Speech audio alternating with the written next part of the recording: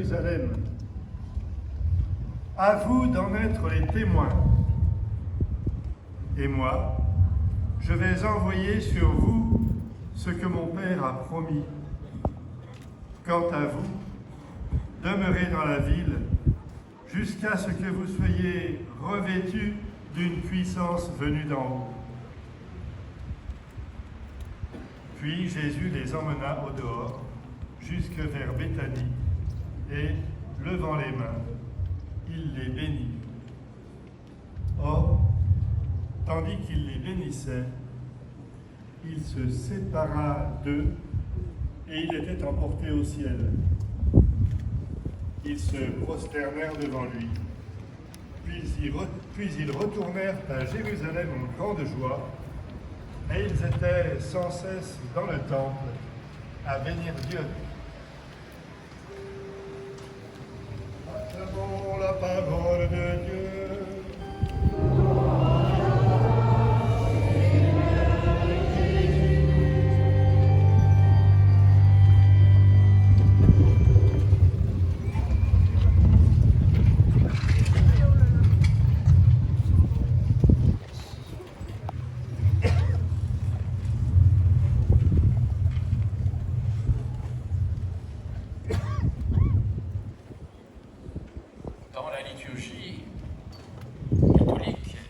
Nous sommes parvenus au 40e jour après Pâques, et donc à la fête de l'Ascension de notre Seigneur.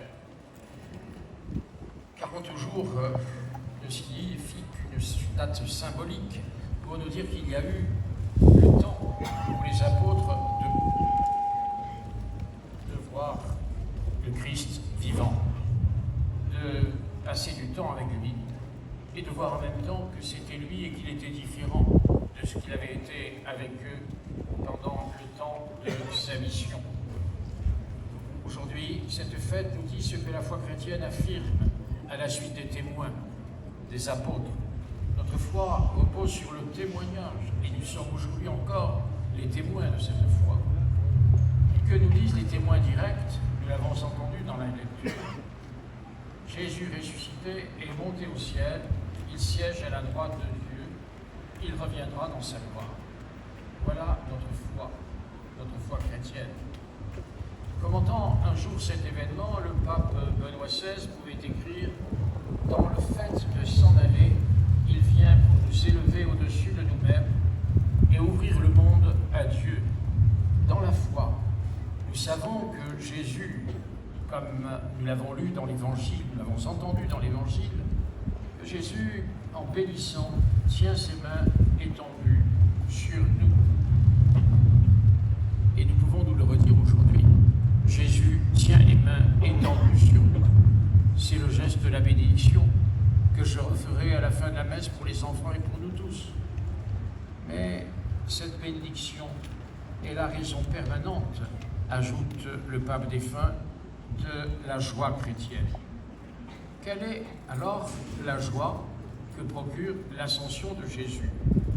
Il est plutôt paradoxal de parler de joie quand quelqu'un qu'on aime nous quitte.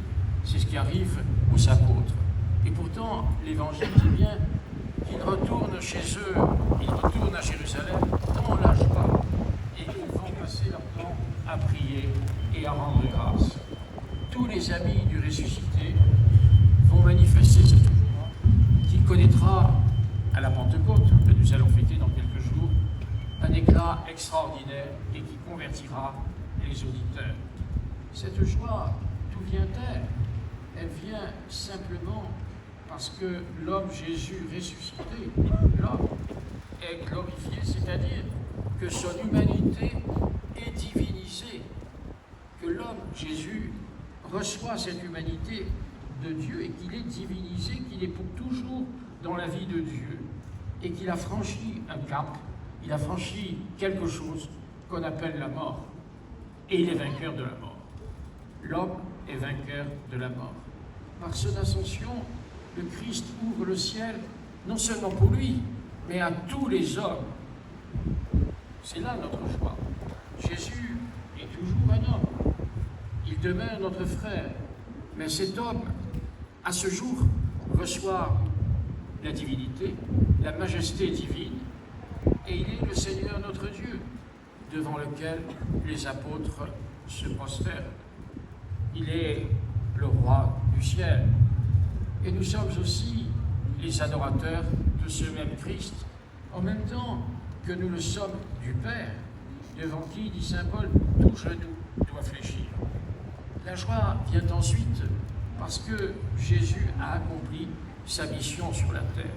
Nous le savons bien, quand nous perdons notre chair, mais dont nous pouvons dire que sa mission a été remarquable et que ce qu'il a fait est digne d'éloge, c'est bien une satisfaction, parce que nous savons que sa mission était terminée.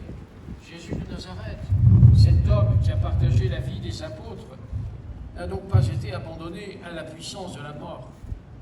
Il a été mis au tombeau, mais il en est sorti vivant, et il est vivant pour l'éternité. Il est avec le Père dans la gloire divine, et il a donné à ceux qui croient en lui de devenir enfants de Dieu. Il leur a donné ses propres dons, et on le redira à la Pentecôte. Il leur a envoyé l'Esprit Saint. C'est celui que nous recevons au baptême, à la confirmation, dans tous les sacrements. Et c'est pourquoi l'Esprit Saint, qui est l'Esprit de Dieu en nous, permet de nous faire grandir dans cette intimité, dans cette union avec Dieu.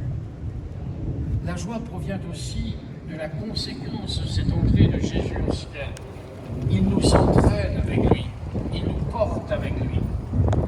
Il a ouvert le ciel pour nous, et nous connaissons ainsi le but de notre vie. Quel est le but de notre vie, à nous chrétiens? C'est le ciel, c'est la terre nouvelle, c'est la Jérusalem céleste, la Jérusalem nouvelle.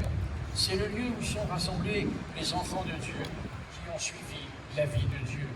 Nous ne sommes en effet que des pèlerins en marche vers le ciel. Un certain nombre d'entre vous ont quitté leur terre natale pour venir dans ce qui aurait dû être la terre mère, la France, et ils ont été des pèlerins. Ici, vous venez en pèlerinage, et vous savez pourquoi? Pour prier la Vierge Marie, Notre-Dame de Sainte-Cruz, qu'elle soit toujours avec vous, avec nous, et qu'elle nous conduise. Notre vie est en effet un pèlerinage, au terme duquel Jésus nous attend, les bras ouverts, pour nous faire vivre de la vie du ciel, dans la maison du Père. Mais ce parcours a déjà commencé sur la terre. Nous avons en effet reçu l'Esprit Saint, la force de Dieu donnée par le Christ ressuscité, celle qui promet aux apôtres, nous l'avons entendu dans la lecture, vous allez recevoir une force quand le Saint-Esprit viendra sur vous. Et c'est l'événement de la Pentecôte que nous allons fêter dans 10 jours. Cette force est celle qui a ressuscité le Christ. C'est la force même, le pouvoir, la vigueur que Dieu notre Père a mise en œuvre dans le Christ quand il l'a ressuscité d'entre les morts. Comprenons que la même force vient en nous, que nous sommes habités par l'Esprit Saint, que nous sommes identifiés au Christ depuis notre baptême et que nous sommes semblables à lui. Voilà notre destinée, qui devrait nous faire dépasser toutes les inquiétudes, toutes les angoisses, toutes les peurs, toutes les ténèbres, parce que la lumière nous est donnée. Et remplis de cette force, de la force de Dieu, nous devenons des témoins de sa présence. Nous sommes porteurs d'un message pour les autres. Quel message? Le message du bonheur, de la joie que nous avons d'être aimés et habités par la présence de Dieu. Jésus, ressuscité, envoie chacun de nous dans le monde pour témoigner de sa présence, pour l'annoncer. Pourquoi? Tout simplement pour rendre les autres heureux. Si nous avons la joie de pouvoir vivre de l'amour de Dieu, comment pourrions-nous taire cette joie devant des êtres désespérés, anéantis, qui ne pensent qu'à la mort, et les lois vont dans ce sens? Comment ne pas partager cette joie? C'est un devoir pour nous.